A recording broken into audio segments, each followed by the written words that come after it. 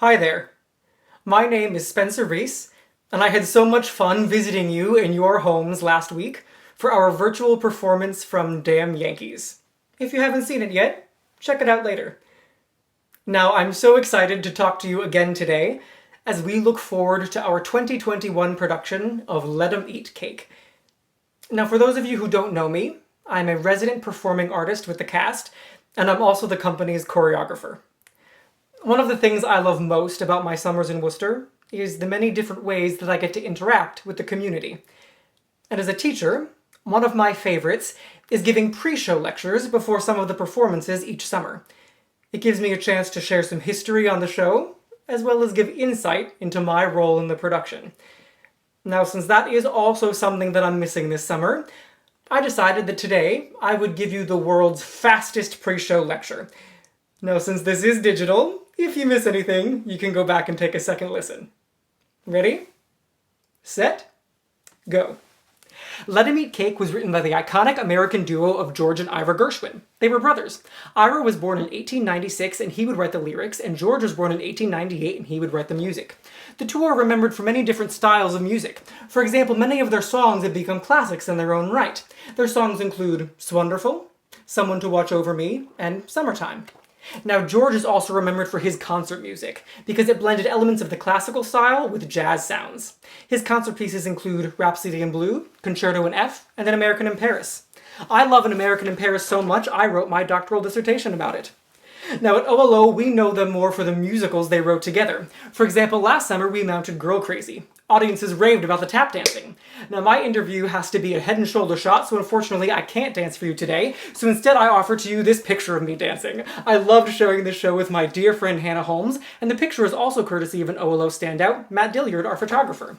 Now, in 1931, George and Ira together wrote a musical called Of Thee I Sing. It was a political satire and a love story. It followed presidential hopeful John P. Wintergreen, who, as a publicity stunt, on the campaign trail said that he would fall in love with and marry a girl from the regular public. But instead, he fell in love with a sensible girl named Mary Turner, and the two were married. This was the first musical to win a Pulitzer Prize. Now, 2 years later, in 1933, they wrote a sequel called Let 'Em Eat Cake, and that is the show we are performing selections from today. Now, in this show, John and Mary are still wonderfully in love, but the government has been overthrown, and so they're working together to try to stand up for what is right. Now, if you have any questions, you and I are maybe dozens, hundreds, or thousands of miles apart, so whereas normally I'd give you a chance to ask them now, instead I ask you to remember them for the next year and ask them to me 1 year from today on opening night of the show and our 2021 season when we perform Let 'Em Eat Cake.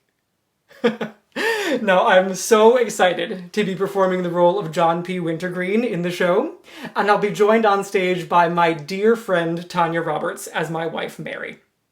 I'm now going to send it over to Tanya so she can share a little bit about her experience with OLO. Tanya? Hi there! Thanks so much for tuning in. I'm Tanya Roberts, and I'm a resident artist with the Ohio Light Opera. I'm coming to you from my beautiful apartment in New York City.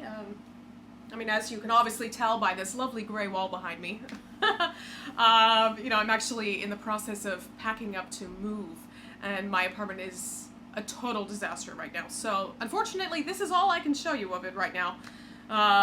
Otherwise, I wouldn't be able to show my face in Worcester next year. Yeah, so this season would have been my 6th season with Ohio Light Opera. I started 28 productions ago. I'm pretty sure it's 28. That's kind of like remembering how many years I've been with my husband. Like, it always gives me pause. But it usually comes to me correctly, usually when he corrects me. But anyway, yeah, so 28 seasons. 28 productions. My first season, which was in 2013. And I made my debut on the Friedlander stage as Anna in The King and I. Still to this day remains my favorite production I've ever done at Ohio Light. It's a very special show, and I'm sure many of you were there. I hope many of you were there and remember it fondly. Of course, in that, I was cast alongside the stage beast and Ohio Light Opera legend Ted Christopher, which was quite intimidating initially. Very intimidating. But I mean, Ted is such a gracious and generous colleague and actor, and he immediately made me feel so welcomed and valued, and and took me under his wing and showed me the lay of the land. And I've since gone on to steal a lot of his stage tricks. So thanks, Ted. Yeah. So here we are. Not in Worcester. It's weird. It's weird. I mean, Worcester is my summer home. I mean, I guess I've spent now a year and a quarter of my life there, if I did that math correctly. Yeah, there's a lot I miss. There's a lot I miss about Worcester. I miss hot yoga at Flex. I miss the rolled omelets at Tulipan. I miss the kale Caesar salad at Spoon. I miss the farmer's market. I miss finding weird items of clothing from the 80s at Frentique, Yeah. No, but of course, what I miss most of all is the community of the Ohio Light Opera. Both the people that, populate the community on and off the stage, and everyone that comes to support the company, all of you. It's a really unique, beautiful place to be a performer, and I can honestly say it's one of my favorite places in the world to perform. And I've been fortunate in my career that I've been able to use performing as a way to see the world in a meaningful way. And I've been to 65 countries now, although that's on pause because of the C word. Hope to get back at it someday, we'll see. But I can literally say, yes, Ohio Light Opera is one of my favorite places in the world to perform. We make the impossible possible. I mean, the speed at which we work, the innate challenges of many of the works we do. I mean, it's a really, really fulfilling place to be, and it's a place that brings me a lot of joy and such a strong sense of community that I really miss right now.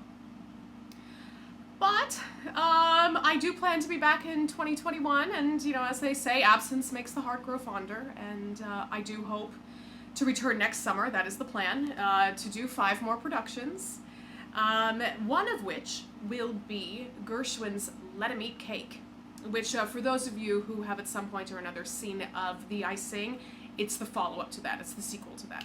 So I will be playing the role of Mary Wintergreen, the First Lady, married to John Wintergreen, the President, who is going to be portrayed by Spencer Reese. I'm sure many of you know him, our resident choreographer plus triple threat extraordinaire. Yeah, we all hate him so much. He's just, so talented! Oh, God. Love you, Spencer. Woo! Yeah, so, I know, you're like, just get on with the song already. We're getting there. Now, I just want to thank you. Thank you for tuning into this. Thank you for your support. We're in a really tough time. A tough time where all of us have had something taken from us. Be that livelihoods, be that family, be that certain freedoms we take for granted. And I think right now more than ever it's so important for us to focus on what we can give. And that will be the driving force that gets us all through this. So thank you. Thank you for giving of your time and support to this company, to this festival, to these artists, to these works. And in turn allowing us, the artists, to give to you of our talents and time and creativity and continued need for expression that for many of us has only grown stronger during this. So without further ado, please help me welcome to the digital stage myself, Tanya Roberts, and triple threat extraordinaire Spencer Reese as Mary and John Wintergreen in the duet Mine from Gershwin's Let 'Em Eat Cake. Mine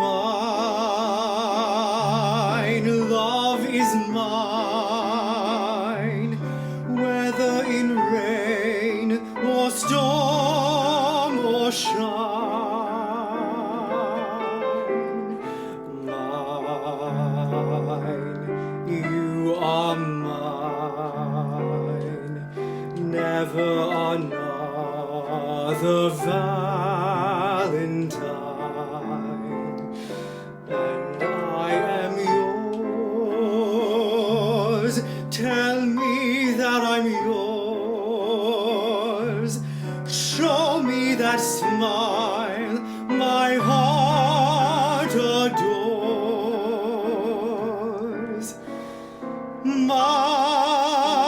mine, more than divine, to know that love like yours is mine. The point I'm making with the song is that we more than get along, and I am not ashamed to say she made me what I am today. It does a person good to see such happy domesticity. The way we're making love, you'd swear we're not a married pair. I see no matter what, whatever I may have is yours. The point that she is making is whatever she may have is his. Mine, more than divine, to know that love like yours is mine. The point I'm making with the song is that we more than get along, and I am not ashamed to say she made me what I am today. It does a person good to see such happy domesticity. The way we're making love, you'd swear we're not a married pair, and I am yours. Tell me that I'm yours. Show me that smile my heart adores.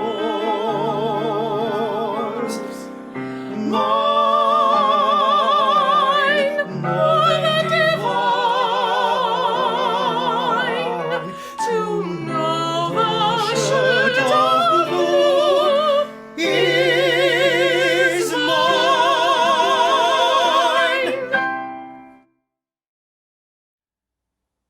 Please enjoy this performance from George and Ira Gershwin's Let 'Em Eat Cake, the sequel to their Pulitzer Prize-winning Of the I Sing, featuring myself, Joelle Lachance, as Trixie Flynn, the social climber, and Mark Hosseini as Kruger, the revolutionary. This is First Lady and First Gent.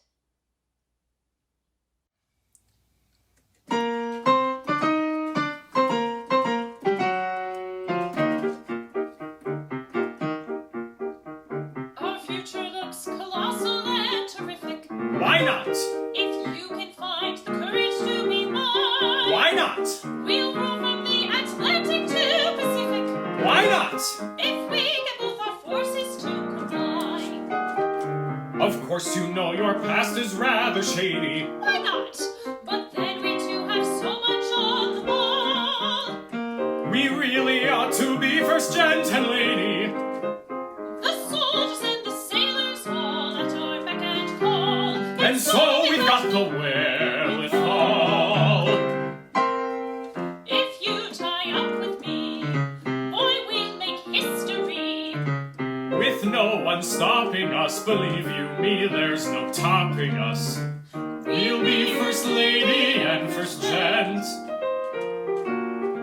We'll be the country's toast and rule from coast to coast. Without legality, but that's just a technicality. Let's be first lady and first gent. Our new regime and combination, the greatest team in all creation. First lady and first gent, that suits our temperament. Life will be so grand when we both rule the land. Dance break? Oh, I forgot about the dance break. Take it away, Trixie!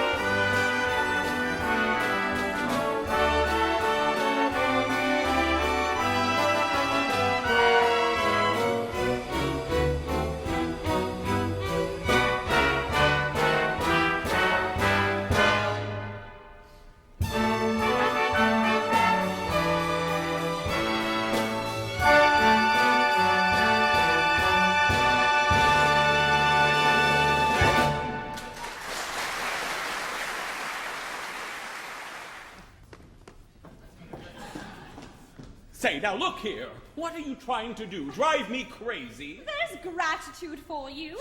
I'm trying to help you. I realized Constance would be suspicious if I weren't here when she returned. Of course, it's very nice of you. It would be too awful if something happened to come between you and your Constance. Such a sweet girl. You enjoy kidding me, don't you? Kidding you? What are you talking about? You love Constance, don't you? Yes. I think so. I hope so. Yes. Of course I do. I'm afraid you're one of those men who begins to get tired of married life the day before the ceremony. I don't know what I think about anything the way I'm being rushed. Marriage is a solemn thing. It ought to be given a lot of thought. But good gracious me, you seem to have been willing enough to get married yesterday. Now today you want to think it over. What's happened to you? I don't know. I'm a darn fool, I suppose. I think you're a very lucky man. Constance is just the wife for a flighty person like you. I'm not flighty. Yes, you are. She'll make you toe the mark, and that's what you need. One of those strong, calm women with an all-seeing eye and the brain of a prosecuting attorney. Excuse me, I need a drink. I don't think Constance would approve of your drinking before lunch. Will you please try and find someone else to talk about besides Constance? All right. We'll talk about Algernon. Who's Algernon? Just a boy I knew in England. He kissed me once at a hunt ball.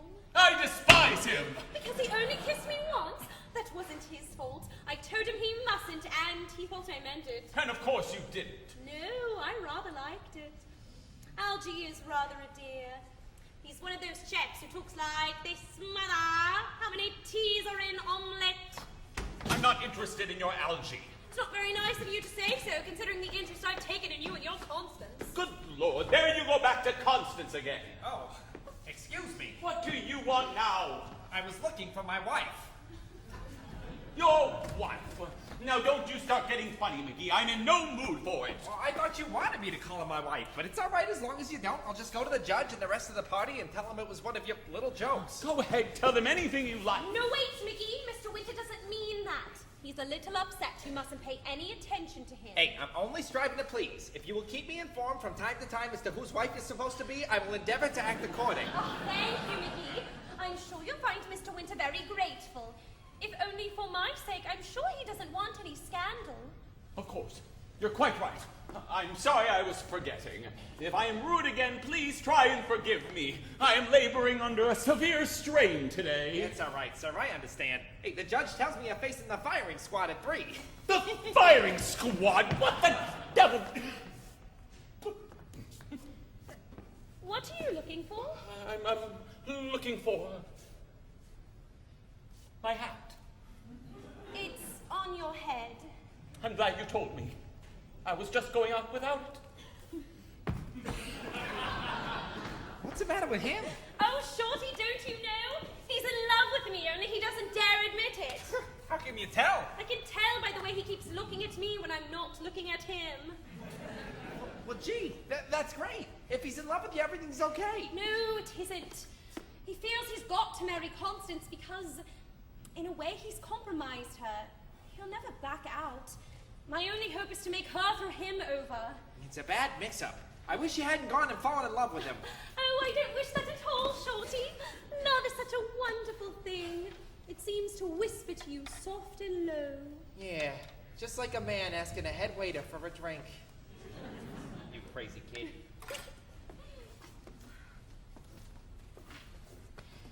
Oh, I know I shall meet him again someday.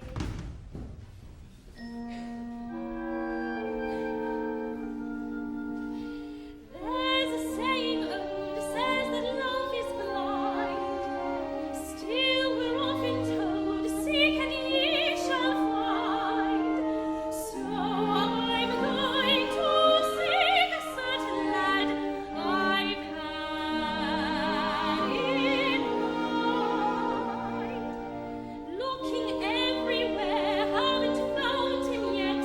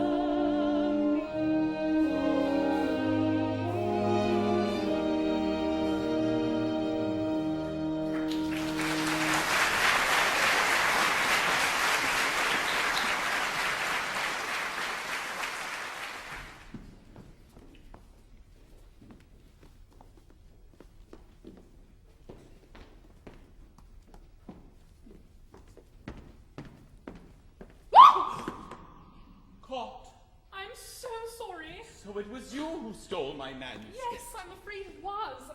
And the worst of it is, it isn't any good. Isn't any good? I mean, it isn't any good to me. You see, I've been reading Primrose in the magazine, and I wanted to know so much how you're going to end the story. Splendid. I had no idea the story was so gripping. It isn't.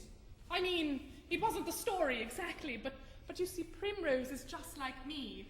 I mean, the situation she's in, engaged to a cousin because of family reasons. So you wanted to take a peep into your own future? I thought you may have hit on an idea that would help me. You're so clever the way you get people out of difficulties. Good Lord, another of them. What do you mean? Nothing. There was someone else here just now, but tell me, you'd say the next installment was a disappointment? A dreadful disappointment. You've just gone ahead and married the cousins. In this next chapter, I thought Primrose's horse would run away with her or something, and then that she'd meet a new man. You're right. That would be better. I'm glad I haven't sent that installment to the publishers. I'm going to change it. You will? You mean she won't marry her cousin after all? I'll soon get her out of that. Oh, but can't you? Things have gone so far. I'll think of some way out. How wonderful! And when you do, you'll tell it to me? Of course I will. And the other man, how will you put him in? There's not another man in the story. There's always a man waiting round the corner. And that'll be the man that Primrose always dreamed about. Prince Charming. Yes. And I'll show her the man who's a dreamer, too. A man who'd always met the wrong kind of women, but who'd kept in his heart the hope of someday meeting somebody just like Primrose. How beautiful. That will be a wonderful story.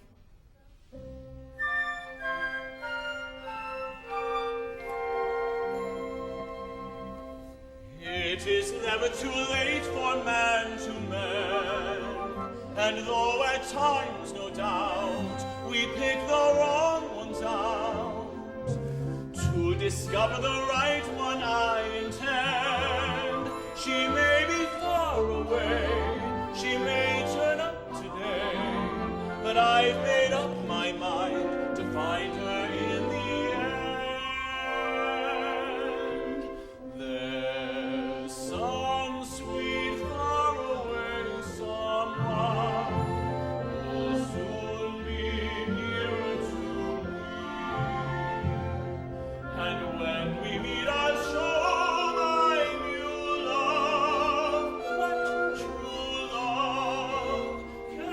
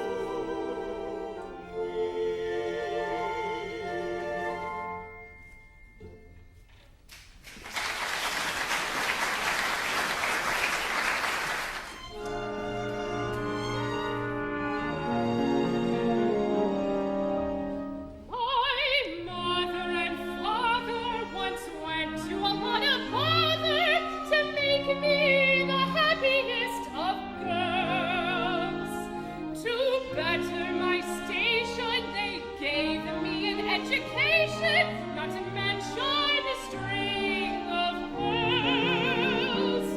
But in spite of my backing, I still feel there's something lacking, and that fate has rather let me down.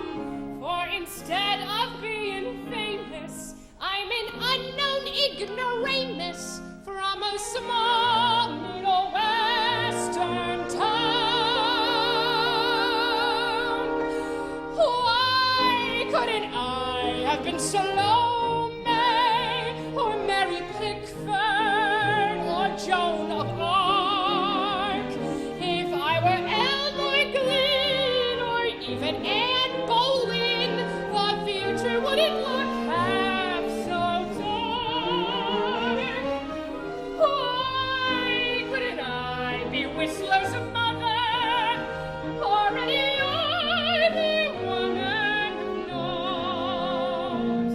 Why did the gods decree that I should only be the Queen of Terra?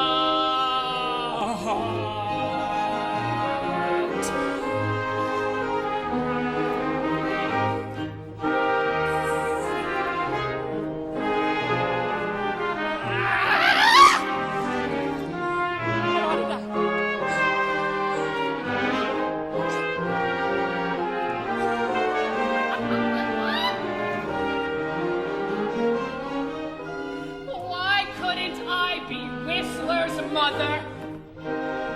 Or any other woman knows? Why did the gods decree that I should only be the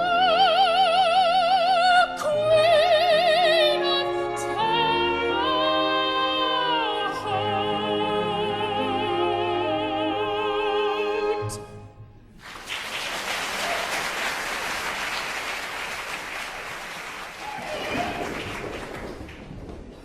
Who were those funny-looking people I saw you talking to? That was Slick Fothergill and his wife. They want a job in my new gambling room. Poor, quiet little Custerville. What you aren't doing to it. Have you seen my old-time ballroom? No, I haven't. Come on, I'll show it to you. Not now. I'm going home. Well, you can't go yet. I haven't had a chance to talk to you. You forget how early I have to get up in the morning. Can't you oversleep tomorrow and get up at 5? That makes the day too short. Well, if you get up at the time I go to bed, how are we ever going to see each other? Must we? You bet we must. I've got a lot of things I want to say to you about our future. Our future. Yes. Why, I'll have everything fixed perfect for you, darling. Wait and see you. A swell little house on Long Island, not far from the city so I can commute.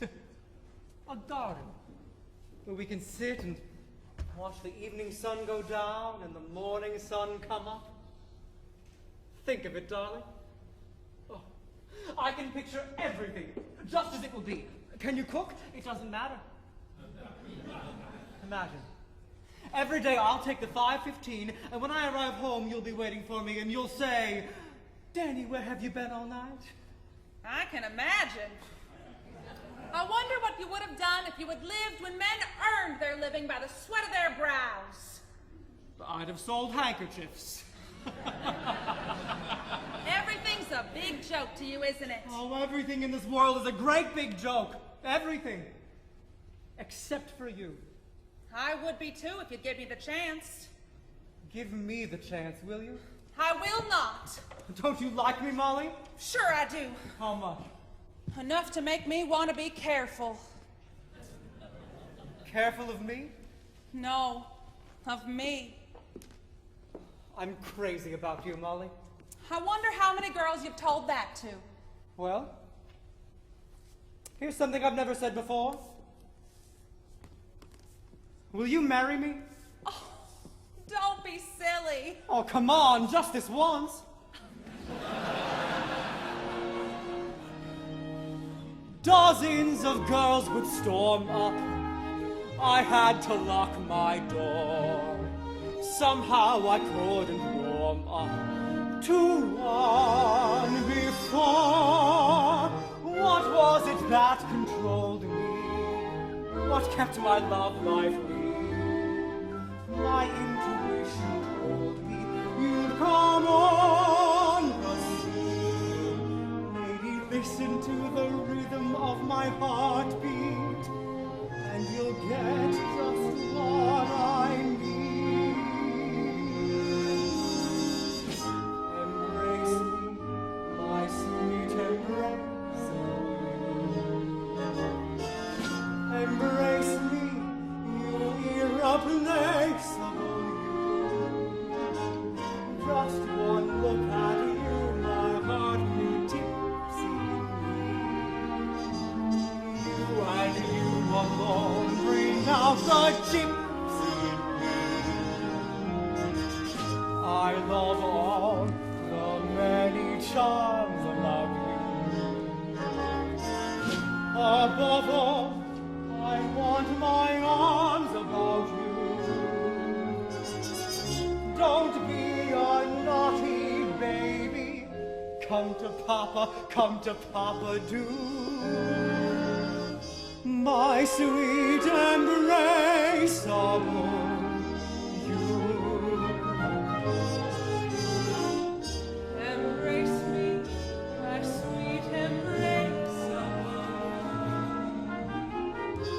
Embrace me, you irreplaceable you. In your arms I find love so delectable, dear. I'm afraid it is not quite respectable, dear. But hang it, come on, let's glorify love. Ding dang it, you'll shout on glorify love. Don't be a naughty papa. Come to baby, do. My sweet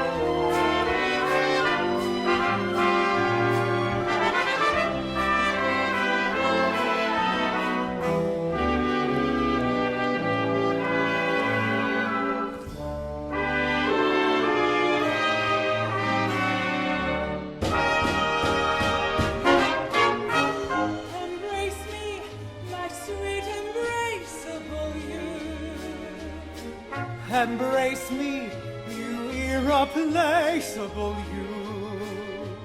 Just one look at you, my heart grew tipsy in me.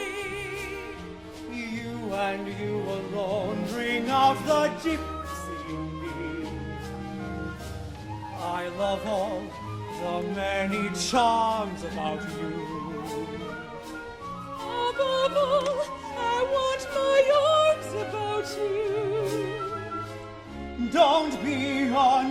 tea, baby.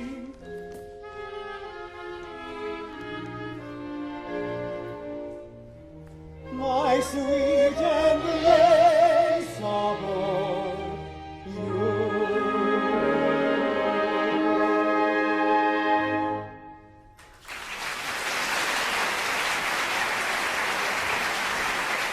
Had a girl's leg. Never hurt anyone. What my co-defendant is trying to say is that obscenity is in the eye of the beholder. Darling, you took the words right out my mouth. Go ahead, darling, you're doing fine. We are charged with running a cafe for an illegal purpose. Our purpose is not illegal. My little laundresses are happy when they dance. And everyone who watches them is happy. Happiness cannot be illegal. Pistache, don't teach them the law. Teach them the can-can. Oh yes, the can-can. C'est formidable. There's nothing to a can-can. It is so simple to do. Like once people to a can-can will be so easy for you. If a lady in Iran can, if a shady African can, if a chap with the slap of her fan can, maybe you can too. If an English Dapper Dan can, if an Irish Callahan can, if in can every tan courtesan can, maybe you can too. If in Deauville every swell can, it is so simple to do. If Debussy and Ravel can, it will be so easy for you.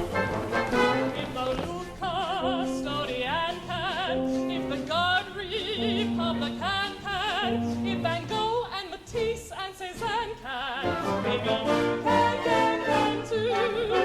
If the chief in the Sudan can, if a hefty Aga Khan can,